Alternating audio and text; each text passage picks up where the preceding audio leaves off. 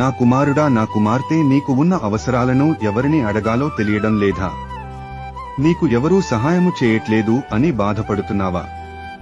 అయితే ఈ మాటలు విను.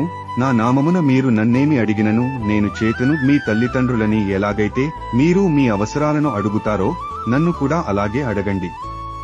పరలోకమందున్న నీ తండ్రి నీకు దయచేస్తాడు. కాబట్టి నీ చింతను విడచి నన్ను అడుగు, నేను నీకు కావలసినవి దయచేస్తాను. నా కుమారుడా, నోటిని నాలుకను భద్రము చేసుకొనువాడు శ్రమల నుండి తన ప్రాణమును కాపాడుకొనును గనుక నీవు మాటలాడు ప్రతి మాటను జాగ్రత్తగా మాటలాడుము, అప్పుడు నీవు శ్రమల నుండి తప్పించబడదు. నువ్వు నీ జీవితంలో చాలా కోల్పోయి ఉండవచ్చు. కోల్పోయినవన్నీ నీకు తిరిగి ఇచ్చుచున్నాను. ఇప్పుడే నిన్ను దీవిస్తున్నాను. నా కుమారుడా, నీ జీవితం నిందలగుండా వెడుతోందా? దిగులుపడకు. నిన్ను నిందించిన వారి కొరకు ప్రార్థించుము, అప్పుడు నీ నిందకు ప్రతిగా రెట్టింపు ఘనత నొందుదు. నీ కుటుంబం గురించి ఎందుకు చింతిస్తున్నావు? నీ కుటుంబ సభ్యులకు ఏదైనా జరుగుతుందేమో భయపడుతున్నావు. భయపడకు, నేను నోవాహును. నోవహు కుటుంబాన్ని కాపాడిన దేవుడును.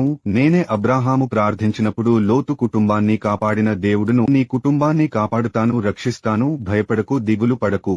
నీకును నీ ఇంటికిని నీకు కలిగిన అంతటికిని క్షేమమవునుగాక. మొదటి సమూయేలు గ్రంథము 25వ అధ్యాయము 6వ వచనము.